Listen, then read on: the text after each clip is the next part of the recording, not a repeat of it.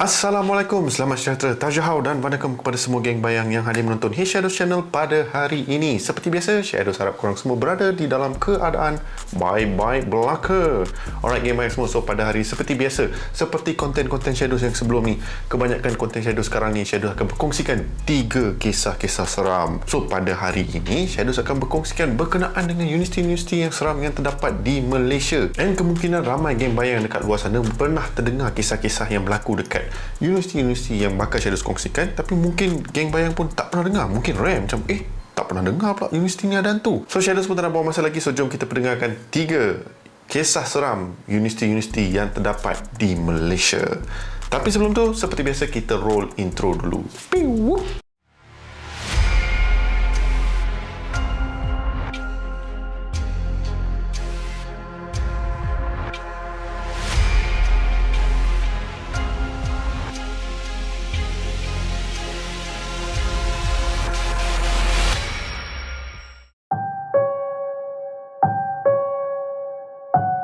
Kisah yang pertama yang berlaku di USM ataupun University Science Malaysia yang terletak di Penang, di mana insiden ini berlaku di salah satu dormitory ataupun di salah satu asrama yang diberikan nama Desa Siswa Restu. Dia ada 2 bahagian, satu Desa Siswa, satu lagi Desa Siswi. So bahagian Desa Siswa ni lelaki dan Desa Siswi ni perempuan. Okey, itulah apa yang Shadows diberitahulah. So insiden ini berlaku dekat seperti mana Shadows katakan tadi, di Desa Siswa, di mana Borhan bersama rakan sebiliknya iaitu Benny mengalami keseraman yang lain macam dekat asrama yang terletak di USM ni. So kisah dia bermula di mana seperti biasa Borhan dan juga Benny menjalani hari-hari kampus diorang seperti biasalah, tak ada apa-apa gangguan. Tak pernah pula dia stay dekat situ selama yang dia belajar kat situ dia mengalami apa-apa gangguan yang menyeramkan. Namun ada satu malam ni di mana berubah segala-gala persepsi terhadap tempat di mana Borhan dan juga Benny ni tinggal. Borhan dan juga Benny dah banyak kali terdengar cerita-cerita yang menyeramkan berkenaan dengan kampus yang terletak di USM ni, terutamanya dekat kawasan asrama lelaki iaitu Desa Siswa Restu. Namun seperti Shadows katakan tadi, sepanjang si Benny dan juga si Borhan belajar dekat situ and stay dekat asrama tu, tak pernah sekalipun mereka mengalami apa-apa gangguan-gangguan yang pelik. Sekadar dengar bunyi anjing menyala ataupun bunyi guli di atas siling seperti biasa, ataupun bunyi ketukan di dinding. Benda-benda macam tu memang diorang dah selalu dengar lah, tapi tak pernah diorang nak kaitkan dengan benda-benda yang menyeramkan. Sampailah satu malam ni di mana si Borhan dan si Benny ni balik lambat lah ke dorm diorang. Diorang plan untuk stay out lambat sikit sebab nak belajar, nak fokus semua benda tu. And Benny dan juga Borhan ni berasingan tau. Malam tu diorang berasingan, diorang tak belajar sama-sama. Si Benny pergi lepak dengan member-member dia yang lain, manakala si Borhan pula study group dengan member-member dia yang lagi satu tu lah. So selepas dah selesai semua bagai, si Borhan ni pun pulanglah ke asramanya sebab atas keletihan yang teramat sangat. Time tu dah pukul 2 pagi dah. So member pun baliklah ke asrama dia. So sesampai sahaja di biliknya, so si Borhan dan juga Benny ni sama rakan sebilik lah. So sesampai saja di bilik, si Borhan buka pintu, and time si Borhan masuk ke dalam bilik, dia nampak si Benny ni tengah duduk atas katil, ibarat macam dia sekadar duduk macam tu, macam termenung tau. So si Borhan pun tegur lah kepada si Benny ni, tanya, "Oi, tak tidur lagi ke? Kau dah balik punya, asal tak roja?" Namun Benny tak memberi apa-apa reaksi pun tau, tak memberi apa-apa respon kepada soalan yang ditujukan oleh si Borhan ni. So si Borhan fikir, kemungkinan gaduh dengan awek ke, ataupun member tengah penat ke, nak layan perasaan ke. So Borhan just abaikan lah. Borhan pun ambil lah tuala semua sebab member nak mandi dulu, freshen up dulu sebelum masuk tidur. And selepas dah selesai mandi semua, member pun pergilah dekat katil dia, and lepas tu baringlah kejap sambil main handphone semua bagai lah. Sambil tu tegurlah si Benny, di mana si Benny dia nampak masih lagi terduduk termenung macam tu dah atas katil. So Borhan pun tanyalah kepada si Benny, "Oi, semua okey ke? Kau kenapa tu? Nampak resah, nampak pucat, macam tak ada semangat macam tu. Kenapa tu?" Lalu Benny hanya memberi satu respon, "Aku tak ada apa-apa. Aku saja je duduk, nak termenung, nak relax, nak tenangkan otak." kata si Benny. So Borhan pun tahulah perangai si Benny ni macam mana. Borhan just decide untuk abaikan, sebab Benny ni bila dia dalam kepala dia sendiri, dia memang dah tak layan orang-orang yang berada dekat sekeliling lah. So si Borhan ni pun main lah dengan telefon sekejap, and lepas berapa minit macam tu, member dah letih, member dah mengantuk gila. Si Borhan ni pun masuk tidur. Jam menunjukkan pukul 3 pagi, and kedengaran pintu bilik si Borhan dan si Benny ni sedang dibuka tau. And apabila pintu tu terbuka, kelihatan Benny baru nak masuk ke dalam asrama ataupun bilik asrama diorang lah, which menimbulkan tanda tanya, macam mana pula Benny berada dekat luar ni? So kemungkinan besar time Benny ada dekat dalam, mungkin dia keluar ke apa kan. Tapi rupa-rupanya Benny apabila seelok sahaja dia masuk ke dalam bilik tu, Benny terus kaku, tak bergerak, and hanya memandang kepada si Borhan yang sedang tidur. Sebab apa? Apa yang Benny nampak, si Borhan ni sedang tidur di atas katilnya bersama sebujur badan berselimut putih, rebah atas katil bersendirian. Tiba pula masuk di ragu kan. So si Benny ni nampak sebujur badan tidur bersebelahan dengan si Borhan tau. And apa yang si Benny nampak bukan manusia yang baring di sebelah si Borhan ni. Sebab apa yang Benny nampak adalah pocong yang tidur bersebelahan dengan si Borhan. So Benny dari jarak jauh memanggil si Borhan tau. Namun si Borhan ni lena dibuai mimpi. Sampailah satu momen, si Benny ni buka slipper dia and campak slipper dia dekat si Borhan tau. And terus Borhan terkejut, tiba-tiba kan kena baling slipper. Mana tak terkejut cerita dia kan. And si Borhan ni bangun and nampak si Benny berdiri di depan pintu masuk tu tau. So si Borhan pun tanya, Benny, kau buat apa kat situ? Bukan kau tengah nak tidur tadi? Lalu si Benny dengan muka pucat bagi tahu si Borhan untuk caw daripada katil dia tau. Si Borhan yang pada ketika itu sedang mamai mengantuk semua, bagi tahu lah si Benny, aku mengantuk lah weh, aku dah penat ni. And terus si Benny tak tepis mat. Benny terus cakap, weh, tu sebelah kau tu ada pocong mat. And apabila Borhan pandang ke arah tepi dia, time tu lah si Borhan nampak badan dan juga rupa wajah pocong tersebut. Terlompat si Borhan daripada katil dia, and terus mereka berdua berlari jauh daripada bilik diorang tau. And seeloknya si Borhan dan juga si Benny ni berada jauh daripada kawasan bilik diorang, dia ada macam ada satu tempat dia orang boleh duduk, macam meja macam itulah, kawasan lapang, ada meja, ada kursi semua bagai. Borhan dan Benny pun duduk dekat situ dalam keadaan cemas, keadaan penat, berlari dengan muka pucat semua bagai. Borhan tanya kepada si Benny, macam mana pula ada benda tu dekat tepi aku? Yang aku ingat engkau ada dalam bilik. And si Benny cakap, macam mana aku boleh berada dalam bilik sedangkan aku baru balik? Terus si Borhan ni berasa pelik. Dia kata time dia balik time tu pukul 2 pagi tu, Borhan cakap bila dia masuk dalam bilik dia, dia nampak Benny sedang duduk atas katil dia. Benny sekali lagi cakap, kalau kau tak percaya, kau boleh call member-member aku yang lain tu, tanya diorang yang aku caw daripada tempat tu dekat pukul 3. Aku sampai sini dah 3.30 jam tu tau. Terus muka raut wajah si Borhan ni berubah tau. And barulah si Borhan tahu yang rupa-rupanya apa yang disangkakan Benny yang berada dalam bilik tu adalah jelmaan pocong tersebut tau. And kedua ni tak masuk bilik sampailah dah subuh macam tu, dah matahari dah terbit, barulah diorang beranikan diri untuk masuk ke bilik. And Alhamdulillah, nasib baik member tu dah tak ada kat situ tau. So Borhan dan Benny pun cubalah dapat nasihat daripada orang-orang yang dah lama stay kat situ, termasuklah security guard ke apa. And si Borhan pun adalah merukiahkan bilik and also memasang segala ayat-ayat Al-Quran supaya makhluk tu tak datang lagi tu. And kalau nak kata si Borhan dengan si Benny ni memang keras orangnya and memang tak ada apa-apa lepas dah nampak pocong tu, silap bersamat. Sebab apa? Lepas insiden tu, keesokan hari mereka berdua demam panas weh. Sebab ialah mana taknya seorang time balik tu nampak pocong tu tengah baring, tengah tidur kat situ, and seorang lagi tengah tidur bersama pocong man. Mana tak demamnya. So seperti Syadus kata-kata tadi, lepas insiden tu, diorang dah tak mengalami apa-apa keseraman atau apa-apa insiden-insiden yang menakutkan lah. Lepas insiden nampak pocong tu lah. So nasib baiklah sampailah diorang graduate dah tak ada apa-apa gangguan lah. So kemungkinan besar itu adalah satu malam ataupun satu hari yang consider si Borhan dan juga si Benny ni agak bernasib baiklah dapat berjumpa dengan makhluk seperti pocong.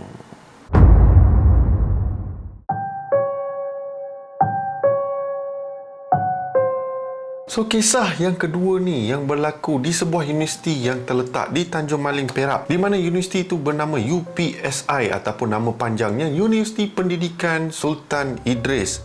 So universiti ni kemungkinan besar ada geng-geng banyak pernah dengar. Ada insiden-insiden yang pelik dan juga menyeramkan. Dan dikatakan ada satu tradisi di mana setiap 10 hari bulan 10, sekolah tu akan ditutup ataupun pelajar-pelajar akan mendapat cuti lah ataupun something like that lah. Dia ada different version lah cerita ni kan. Tapi Shadows akan ambilkan satu version ni di mana dikatakan setiap bulan 10 bertarikhkan 10 hari bulan, pelajar-pelajar akan diminta cuti sebab dikatakan tempat tu akan dipenuhi dengan hantu. Bayangkan universiti ataupun sekolah ditutup sebabkan kehadiran hantu, Mat. Nanti dekat pengakhiran cerita ni Shadow akan kongsikan hantu apa ataupun apa sejarah di sebalik kejadian ni tau.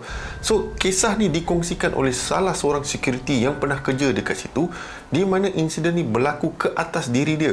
Dan benda ni berlaku pada bulan 10, berhari bulankan 10. Apa hal pula bahasa aku terbalik yang tu kan. 10 hari bulan 10 lah, senang cerita yang tu lah kan.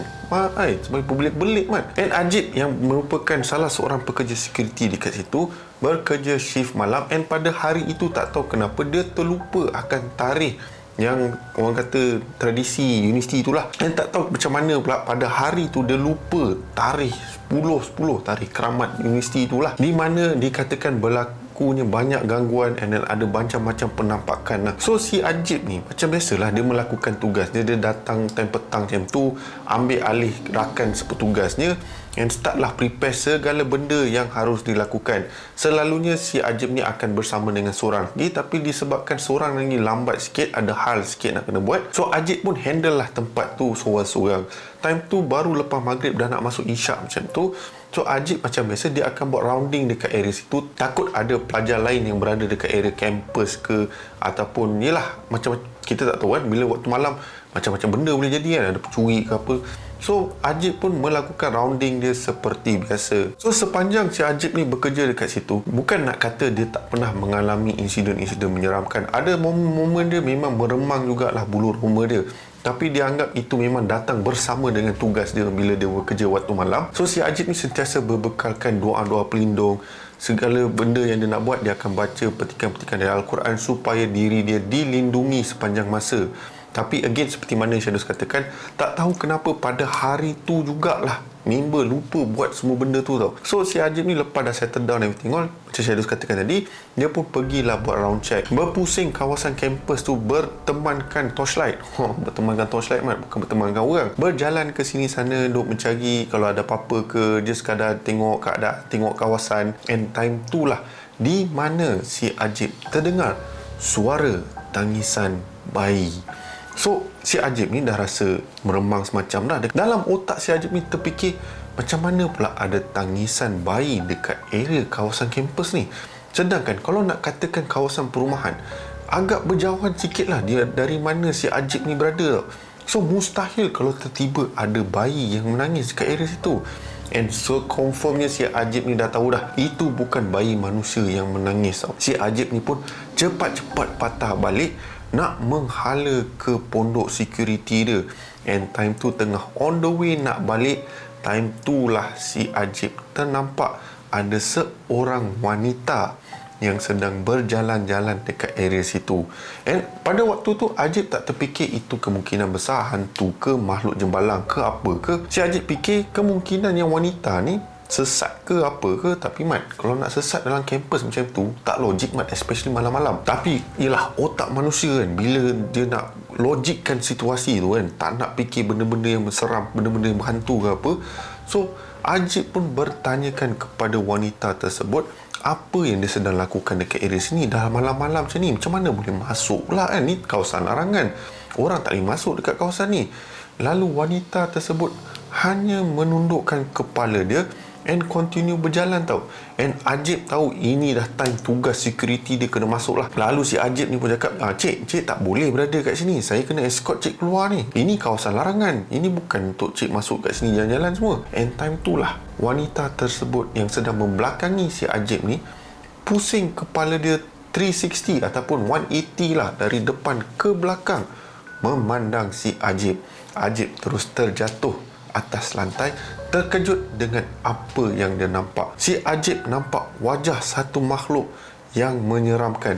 Bukan wanita, bukan jantan, bukan apa, tapi just wajah yang memang Ajib tak pernah nampak lah, senang cerita macam tu kan. And sambil makhluk tu memandang ke arah Ajib, makhluk tu bertanyakan kepada si Ajib sama ada si Ajib ada nampak tak bayi dia yang hilang. Si Ajib just cakap, saya tak nampak apa-apa, saya tak nampak apa-apa, saya hanya dengar tangisan menangis. Lalu makhluk tadi pun bertanya, mana datangnya tangisan tu tadi tau.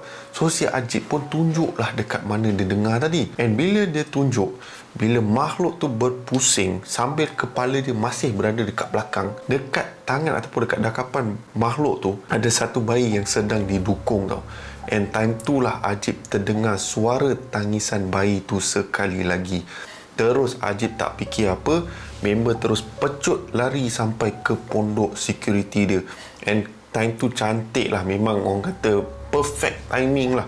Rakan si Ajib ni pun baru sampai dekat kawasan tu. And rakan si Ajib ni dah nampak Ajib dengan muka pucat, muka mengelabah dah tahap level max. Tanya pada si Ajib apa yang dah berlaku. And si Ajib pun ceritalah apa yang dah berlaku kat atas diri dia. And rakan si Ajib ni suruh dia tenangkan diri dalam pondok security guard tu, kawal perasaan dia, tenangkan diri dia supaya dia tak mengelabah ke apa kan. And lepas beberapa minit macam tu, bila Ajib dah tenang, member dah rasa tak sedap badan lah. Obviously bila kau nampak benda-benda macam ni, silap-silap memang demam lah kalau diri tak kuat kan. So rakan petugas si Ajib ni nak bagi tahu si Ajib untuk balik pun rasa macam tak best lah kan. Member dah tahu apa dah berlaku, dia tak nak pak dia sorang-sorang kat situ. Namun disebabkan kesian dengan keadaan Ajib, dia bagi tahu lah, Ajib tak apalah, kau balik lah, kau nampak dah macam sakit dah ni. Tapi Ajib still bertahan sampailah shift diorang habis. And barulah mereka berdua pulang. And baru lepas tu Ajib ambil MC lah, member dah demam teruk lah. And Ajib tak sangka, and dia tak tahu macam mana, seperti Shadows katakan tadi, dia tak ingat tarikh yang selalu dikatakan yang banyak makhluk-makhluk dari alam sana yang tiba-tiba akan muncul kat situ. Dia tak sangka terkena atas diri dia. Dah bertahun si Ajib bekerja kat situ, tak pernah pula dia mengalami benda-benda macam ni. Tapi yelah, kadang-kadang kita tak tahu kan, bila nasib nak terkena, memang terkena cerita dia. So seperti mana Shadows katakan pada awal kisah ni, yang Shadows nak kongsikan sejarah macam tu lah berkenaan dengan tempat tu. So dikatakan kenapa 10 hari bulan 10 ni, di mana pelajar-pelajar universiti ni diberikan cuti semua benda, sebab dikatakan terdapat banyak gangguan yang berlaku pada tarikh tu tau. And ada yang kata seperti mana yang dialami oleh security guard Ajib ni, dia nampak wanita dengan satu bayi tau. Even termasuk pelajar-pelajar yang belajar kat situ pun pernah cakap yang diorang ada terserempak dengan wanita dan juga bayi. Dia katakan wanita dengan bayi tu berlaku sebab ada satu ketika dahulu berlaku satu insiden di mana wanita tersebut dibunuh ke ataupun dia bunuh diri. Dibunuh tak silap Shadows. And wanita tu sedang mengandungkan anak luar nikah macam tu lah. So wanita tu dibunuh, and lepas tu disebabkan roh tak tenteram, maka adalah jelmaan wanita tersebut tau. And ada juga lagi satu kisah di mana terdapat satu wanita juga yang bunuh diri tau. Dia bunuh diri dekat area salah satu bangunan tinggi kat situ. And nampaklah kelibat-kelibat dia kadang-kadang berkeliaran dekat kawasan kampus tau. And dia adalah few version berkenaan dengan universiti tersebut.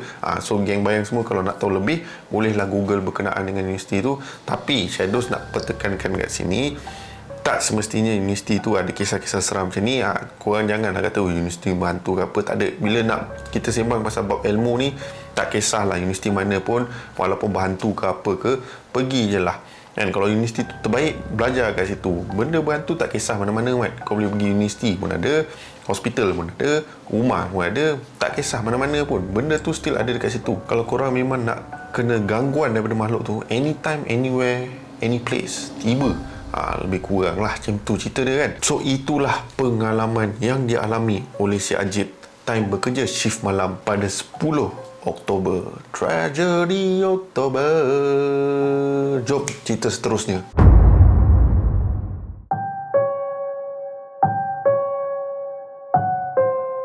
Alright geng bayang semua, so kisah yang terakhir untuk hari ini merupakan pengalaman seorang pensyarah di sebuah universiti yang terletak di Serdang, dan nama universiti tersebut ialah Universiti Putra Malaysia, ataupun satu ketika dahulu dikenali sebagai Universiti Pertanian Malaysia, tak silap Shadows lah.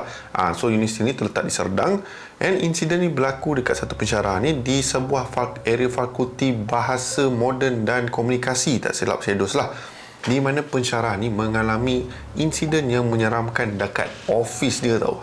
So cerita dia bermula di mana satu malam ni pensyarah ni kerja lewat, and macam biasa dia nak kena settlekan semua benda tu, semua kerja-kerja dia, and lepas dah settle macam tu, and sebelum balik pensyarah ni yang bernama Encik Rashdan, Encik Rashdan ni sebelum dia caw, dia adalah rutin dia akan buat, dia akan pergi tandas dulu, dia akan bersihkan cawan-cawan dia, lepas dah selesai baru dia kembali balik ke office dia and ambil lah segala barang-barang dia, and lepas tu caw lah. So Encik Rashdan ni dah bekerja dekat situ ataupun dah menjadi seorang pensyarah dekat situ dah lama lah, and nak katakan yang Encik Rashdan tak pernah dengar benda-benda yang mengerikan dekat area situ memang satu benda yang tipu lah. Dia pernah je dengar orang kata ataupun staff-staff ataupun pensyarah-pensyarah lain berkongsikan pengalaman-pengalaman seram, katanya kat sini ada benda tu lah, kat sana ada benda tu lah, and plus universiti tu luas dengan pokok-pokok semua bagai, ada yang nampak pontianak semua bagai. So memang Encik Rashdan ni memang dah pernah dengar lah semua cerita-cerita dulu, tapi tak terlintas dalam kepala dia langsung di mana pada malam tu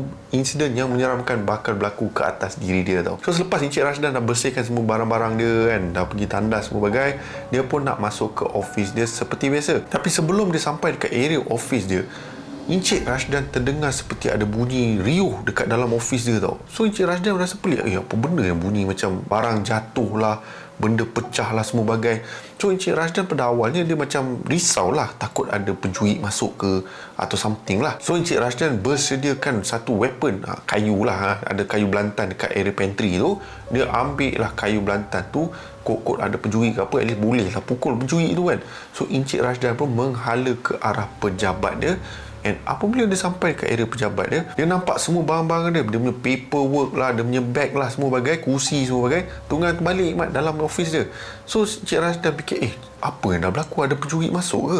So Encik Rashdan start lah check barang-barang dia semua benda tau, takut ada kehilangan ke apa.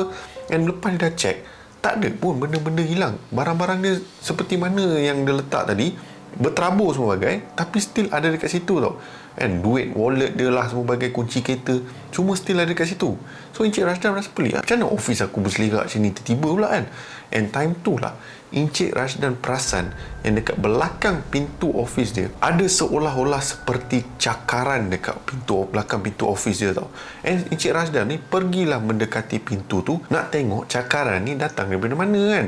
And dia tengok cakaran tu memang besar lah, and untuk manusia untuk cakar benda tu memang tak logik lah. Sebab kau tahu lah pintu kita macam mana kan, kalau kau cakar dengan kuku pun tak ada lah besar mana pun dia punya cakaran dia.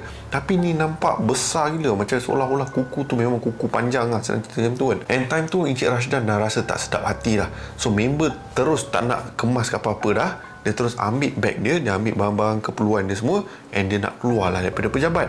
And time tu lah, seelok sahaja Encik Rashdan keluar daripada pejabat dia, dia nak exit kawasan office dia tu, sekali lagi Encik Rashdan dengar bunyi riuh datang daripada pejabat dia tau. So pejabat Encik Rashdan ni dia macam bercermin macam tu tau, boleh nampak, boleh see through lah sebenarnya macam tu. So Encik Rashdan pun disebabkan perasaan ingin tahu dia pun patah balik nak tengok apa yang sedang berlaku dalam office dia. Namun Encik Rashdan bila dia fikir balik benda tu ataupun insiden tu, member menyesal. Member kalau tahu, dia tak pergi dekat area situ tau, ataupun dia tak pergilah nak tengok apa yang sedang berlaku. Sebab bila dia patah balik nak tengok apa yang sedang riuh gila dekat dalam office dia tu, time tu lah Encik Rashdan nampak ada satu makhluk yang bukan besar, dia kurus tapi tinggi, berambut panjang, lidah terjeli macam tu, dengan mata dia punya soket mata dia macam ke dalam macam tu, berwarna hitam macam tu, nampak seperti campak semua barang-barang dia, cakar sini cakar sana. And Encik Rashdan bila dia nampak makhluk tu, segala fungsi badan dia semua macam tak berfungsi macam tu, melainkan untuk dia bernafas je lah. And Encik Rashdan tak percaya apa yang dia sedang nampak berlaku dekat dalam pejabat dia tau. Makhluk tu seperti memberontak macam tu tau. And apabila Encik Rashdan ni macam snap daripada kaku dia tu, macam daripada dia sangkut tak tahu nak buat apa, terus Encik Rashdan berlari ke arah kereta dia and caw daripada kawasan tu tau. And pada keesokan hari, apabila Encik Rashdan pergi ke pejabat dia semula, Encik Rashdan nampak adalah beberapa cleaner yang berada dalam office dia sedang kemas semua barang-barang dia tau. And pensyarah-pensyarah lain yang ada dekat situ tanya Encik Rashdan apa yang dah berlaku, macam apa hal semak macam tu, takkanlah stres sampai level mengamuk macam tu kan. And Encik Rashdan pun berkongsikan pengalaman apa yang telah berlaku pada malam tu tau. And pensyarah-pensyarah lain semua tergamam dengan insiden tu. And salah seorang pensyarah tu siap cakap, Udah agak office ni ada problem, ada makhluk-makhluk yang suka mengganggu macam tu tau. And kebanyakan pensyarah-pensyarah termasuklah Encik Rashdan tak tahu apa yang membuat pejabat tu ataupun area fakulti bahasa moden dan komunikasi tu mempunyai banyak gangguan-gangguan tau. Malah diperkatakan even student kalau nak buat apa-apa persembahan ke apa dekat area situ, dia macam ada tanah lapang macam tu, pensyarah-pensyarah lain selalu memberitahu untuk tidak membuat apa-apa persembahan dekat situ, takut dirasuk ke, diganggu ke, dan macam lebih kurang macam itulah. So tak tahulah kenapa tapak tu sahaja ada gangguan-gangguan yang pelik tau. Kemungkinan besar itu mungkin rumah dia ke ataupun something lah. Member sampai memberontak kan. And office Encik Rashdan dah habis lah. Semua barang-barang dia semua dicampak sebagai tau. And itu merupakan insiden yang pertama kali terjadi kepada Encik Rashdan tau. And tak ada lah apa-apa insiden yang similar berlaku lepas tu, sebab dipanggilnya ustaz semua untuk rukiahkan tempat tu, pagarkan tempat tu. And Alhamdulillah tak ada lah gangguan-gangguan yang ekstrim. Ada gangguan tapi tak se-ekstrim macam tu. So Encik Rashdan dah make to a point ataupun di mana Encik Rashdan ni dah set dalam otak dia, lepas habis settle pukul 5, pukul 6, paling lewat pukul 6 lah, dia akan caw dari tempat tu. Dia takkan stay back lama dah. Kalau dikatakan yang dia kena stay back lama juga, dia akan pergi dekat area lain lah. Mungkin tempat yang lebih ramai orang ke apa ke, kalau dia nak stay back lama lah. Tapi dia takkan stay back lama dekat pejabat yang di mana dia mengalami gangguan yang menyeramkan. So macam mana geng bayang semua? Pernah tak geng bayang semua terdengar dengan kisah-kisah yang Shadows kongsikan tadi, ataupun pengalaman-pengalaman seram berkenaan dengan universiti-universiti yang Shadows kongsikan pada hari ni? Kalau korang pernah dengar kisah-kisah seram berkenaan universiti-universiti yang Shadows kongsikan, korang boleh share lah pengalaman ataupun kisah di ruangan komen. And Shadows amat happy sangat sebab Shadows dah nampak ada beberapa viewers also subscribers dah berkongsikan kisah-kisah berkenaan dengan pengalaman. Salah satunya dekat Cameron Highland. Malah adalah kisah-kisah sebelum ni di mana diorang kongsikan pengalaman diorang berkenaan dengan tempat-tempat ataupun insiden-insiden berkenaan dengan kisah yang Shadows pernah kongsikan. Okay, so seperti biasa, kalau geng bayang semua suka ataupun terhibur dengan kisah yang Shadows kongsikan pada hari ini, jangan lupa tekan like, share dan juga subscribe kepada Shadows Channel sebagai tanda sokongan korang kepada Shadows. Sikit lagi je Shadows nak capai 10,000 subscribers. Terima kasih banyak-banyak buat geng bayang semua yang sentiasa menyokong Shadows Channel. And seperti biasa, nama aku Shadows, and by the orders of Shadows, stay safe, stay healthy, sehingga kita berjumpa lagi di konten seram yang akan datang. Assalamualaikum. Bye bye geng bayang semua. Take care. Pew.